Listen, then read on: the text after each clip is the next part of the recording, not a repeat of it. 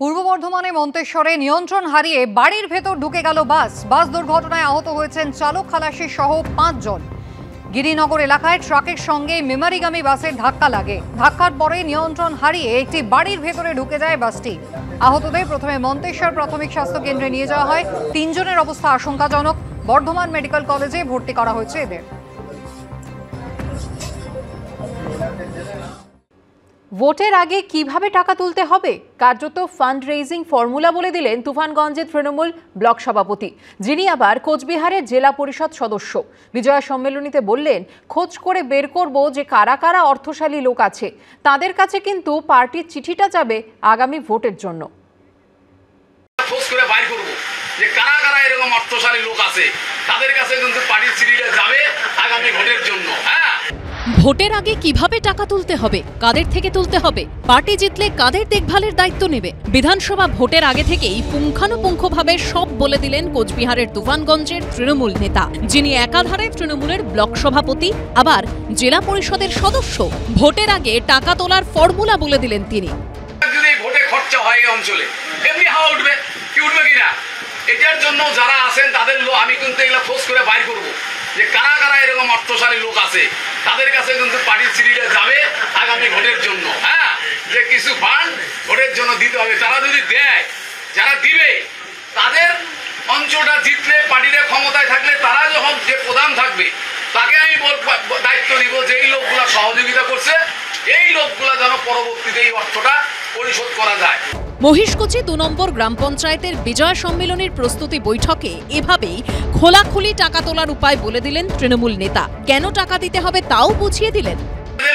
রোগের জন্য অ্যাডভান্স, যেমন আপনার ভ্যাকসিন নেয় না, যে অমুক ভ্যাকসিন নিলে আমি বাইসে যাবো, তা আপনার এই টাকাটা ভ্যাকসিনের জন্য দিবেন, বাইসে গেলেন তারপরে আবার ওষুধের দাম নিয়ে নেবেন, কিন্তু ভোটের সময় করতে হবে, নাহলে এত টাকা আমরা একটা ব্লকের থেকে জোগাড় করা সম্ভব না। এ নিয়ে কটাক্ষ ছুড়ে দিয়েছে বিজেপি।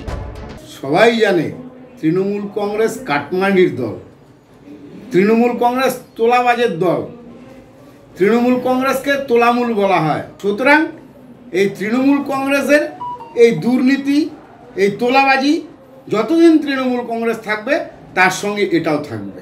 পরে অবশ্য নিজের বক্তব্যের ব্যাখ্যা দেওয়ার চেষ্টা করেছেন ওই তৃণমূল নেতা।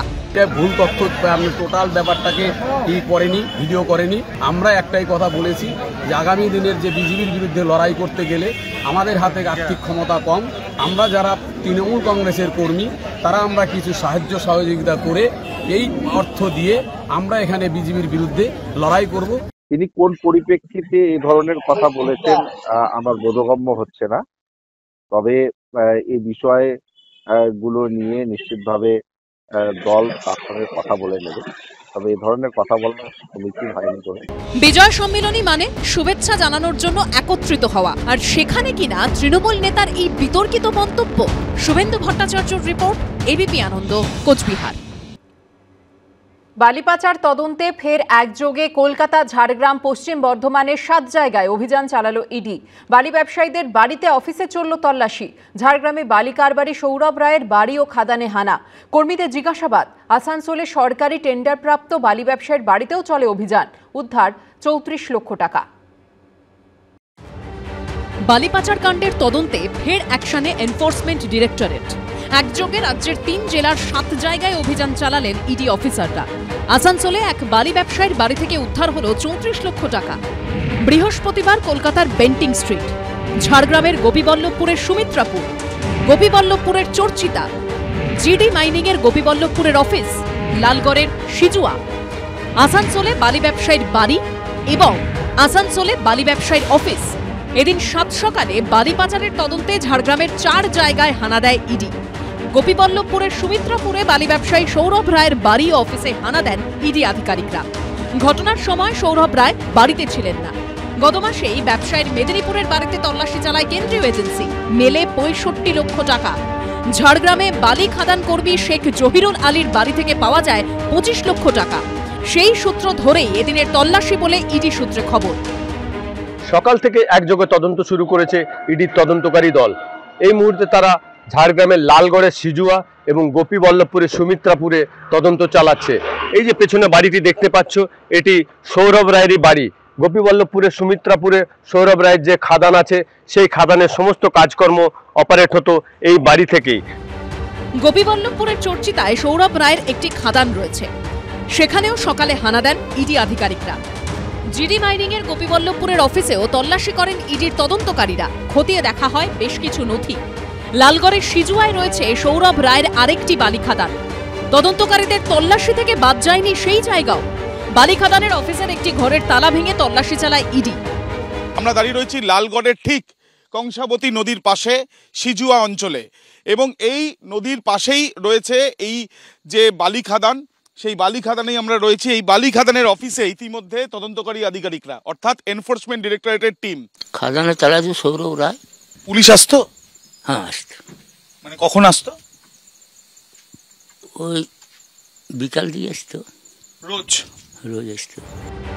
খাদান বৈধ, কিন্তু সেখানে যেভাবে বালি তোলা হচ্ছে তা অবৈধ। এই অভিযোগে পশ্চিম বর্ধমানের আসানসোলে বালি ব্যবসায়ীর বাড়িতেও এদিন অভিযানে নামে ইডি। সকাল 6টা থেকে আধা সেনাকে নিয়ে বালি ব্যবসায়ী মনীষ বাগারিয়ার বাড়িতে তল্লাশি শুরু করেন 10 থেকে 12 জন তদন্তকারী। ইডি সূত্রে খবর, ব্যবসায়ী বাড়িতে না থাকলেও বাজেয়াপ্ত করা হয়েছে 34 লক্ষ টাকা। এখান থেকে বেশ কিছু তথ্য প্রমাণ তারা সিজ করেছেন বলে জানা যাচ্ছে, এবং যেটা মনীষ বাগারিয়ার বিরুদ্ধে অভিযোগ যে তিনি যে সরকারি যে টেন্ডার, সে টেন্ডার প্রাপ্ত হলেও তিনি বৈধ কাগজের আড়ালে অবৈধভাবে ব্যবসা চালিয়ে গেছেন দিনের পর দিন। বাড়ির পাশাপাশি বালি ব্যবসায়ীর অফিসেও চলে তল্লাশি। আজকেও দেখা যাচ্ছে বিভিন্ন জায়গায় রাজ্যের বিভিন্ন প্রান্তে এনফোর্সমেন্ট ডাইরেক্টরেটে ইডির কিন্তু তল্লাশি চলছে। যে জায়গায় আমরা দাঁড়িয়ে রয়েছি এটা হচ্ছে আসানসোলে মনীষ বাগারিয়ার যে অফিস, সেই অফিসে। এবং মনীষ বাগারিয়া সম্পর্কে জানা যায় তিনি কিন্তু সম্প্রতি বেশ কয়েক বছর আগে থেকে তিনি হচ্ছে বালির কারবারে যুক্ত। তার যে বালির কারবার সেটা কিভাবে চলে সেই বিষয়ে জানার জন্য বাড়ি, অফিস সহ বিভিন্ন জায়গায় তল্লাশি অভিযান সেটা কিন্তু ইডির আধিকারিকরা চালাচ্ছেন। বালি পাচারের তদন্তে জেলার পাশাপাশি কলকাতার বেন্টিং স্ট্রিটেও অভিযান চালায় ইডি। সাত সকালেই বেন্টিক স্ট্রিটে এসে হাজির হন ইডি আধিকারিকরা। 7A বেন্টিক স্ট্রিট এই বিল্ডিং এর 3 তলাতেই একটি অফিসে হানা দিয়েছেন ইডি আধিকারিকরা। যেটা জানা যাচ্ছে যে এই বালি পাচার কাণ্ডে যারা এই বেআইনিভাবে বালির কারবার করতেন সেইখান থেকে প্রচুর কালো টাকা সাদা হয়েছে। এখন সেই সব বেআইনি যে বালি কারবারি তাদের সঙ্গেই যোগ রয়েছে এই সংস্থার কয়েকজনে, এমনটাই ইডি সূত্রে খবর। ইডির অনুমান, এই চার্টার্ড অ্যাকাউন্টেন্টের মাধ্যমে সাদা করা হয়েছে বালি পাচারের কালো টাকা। আসানসোলে উদ্ধার 34 লক্ষ টাকার কোনো হিসেব দিতে পারেননি ব্যবসায়ীর পরিবারের সদস্যরা। টাকার উৎস জানতে জিজ্ঞাসাবাদ করা হবে ব্যবসায়ীকে। অন্যদিকে সৌরভ রায়কে শুক্রবার সিজিও কমপ্লেক্সে ডেকে পাঠিয়েছে ইডি। কৌশিক গাতাইত, পার্থপ্রতিম ঘোষ ও অমিতাভ রথের রিপোর্ট, এবিপি আনন্দ।